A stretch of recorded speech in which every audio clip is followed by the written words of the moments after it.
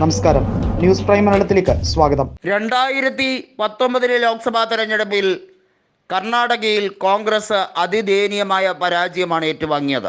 ആകെ ഒരേ ഒരു സീറ്റ് DK സുരേഷ് നേടിയതൊഴിച്ചാൽ കോൺഗ്രസിന് നേട്ടമൊന്നും ഉണ്ടായില്ല.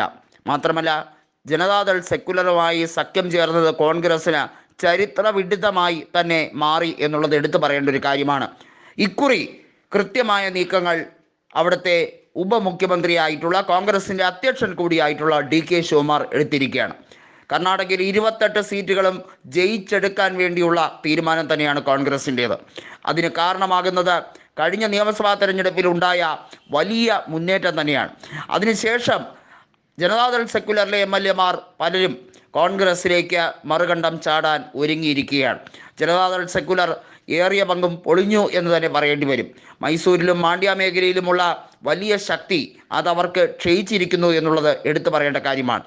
2019 ലോക്സഭാ തെരഞ്ഞെടുപ്പിൽ മാണ്ഡ്യയിൽ സ്വതന്ത്ര സ്ഥാനാർത്ഥിയായി മത്സരിച്ച് വിജയിച്ച സുമലത അംബരീഷ്, മുൻ കോൺഗ്രസ് നേതാവ് അംബരീഷിൻ്റെ ഭാര്യയായിട്ടുള്ള അവർക്ക് ആദ്യം കോൺഗ്രസ് ടിക്കറ്റ് നിഷേധിച്ചതിൻ്റെ പേരിലായിരുന്നു അവർ BJPയുടെ സഹായത്തോടെ വിജയിച്ചത്. കോൺഗ്രസ് ടിക്കറ്റ് കൊടുത്തിരുന്നെങ്കിൽ താൻ കോൺഗ്രസ് MP ആയി മാറുമായിരുന്നല്ലോ എന്നുള്ള രീതിയിലായിരുന്നു സുമലത പിന്നീട് മാധ്യമങ്ങളോട് സംസാരിച്ചത്.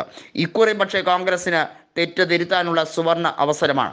സുമലതയ്ക്ക് മാത്രമല്ല, ജയസാധ്യതയുള്ള പല സ്ഥാനാർത്ഥികൾക്കും കോൺഗ്രസ് മുന്നേ കൂട്ടി തന്നെ ടിക്കറ്റ് വിതരണം ഉൾപ്പെടെയുള്ള കാര്യങ്ങൾ ആരംഭിച്ചിരിക്കുകയാണ്. അതുമാത്രമല്ല, വരുന്ന ലോക്സഭാ തെരഞ്ഞെടുപ്പിൽ മിഷൻ 28 എന്നുള്ളത് ഉറപ്പിക്കുകയാണ്. കർണാടകയെ സംബന്ധിച്ചിടത്തോളം DK ശിവകുമാറിന് കൃത്യമായി അറിയാം, ദക്ഷിണേന്ത്യൻ സംസ്ഥാനമായതുകൊണ്ടും BJPക്കെതിരെയുള്ള പൊതുവികാരം ശക്തിപ്പെടുത്തുന്നതുകൊണ്ടും അത് വലിയ രീതിയിൽ ജനങ്ങൾ അംഗീകരിക്കുകയാണ്.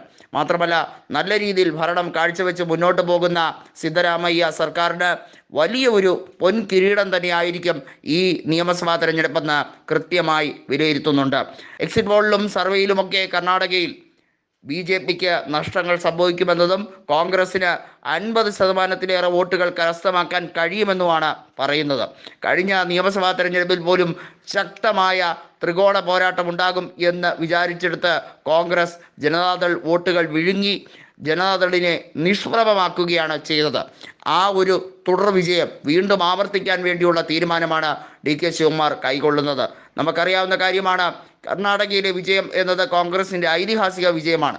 ഇപ്പോൾ അവർ ഭരിക്കുന്ന സംസ്ഥാനങ്ങൾ നോക്കിയാൽ കർണാടകയും തെലങ്കാനയും അതുപോലെ ഉത്തരേന്ത്യയിലുള്ളത് ആകെ ഹിമാചൽ പ്രദേശുമാണ്. വളരെ ചുരുക്കം സംസ്ഥാനങ്ങളിൽ മാത്രം ഒതുങ്ങിയിരിക്കുന്ന കോൺഗ്രസിന് തിരിച്ചു വരാൻ കിട്ടുന്ന ഒരു ചരിത്ര അവസരം കൂടിയായിരിക്കും ദക്ഷിണേന്ത്യയിലെ മുന്നേറ്റം എന്നുള്ളത് എടുത്തു പറയേണ്ട കാര്യമാണ്. അതിന് ഏറ്റവും കൂടുതൽ സീറ്റുകളുള്ള അവർക്ക് ഏറ്റവും കൂടുതൽ സീറ്റുകൾ ലഭിക്കാൻ സാധ്യതയുള്ളത് കർണാടകയിൽ നിന്ന് തന്നെ എന്നുള്ളത് വ്യക്തമാണ്.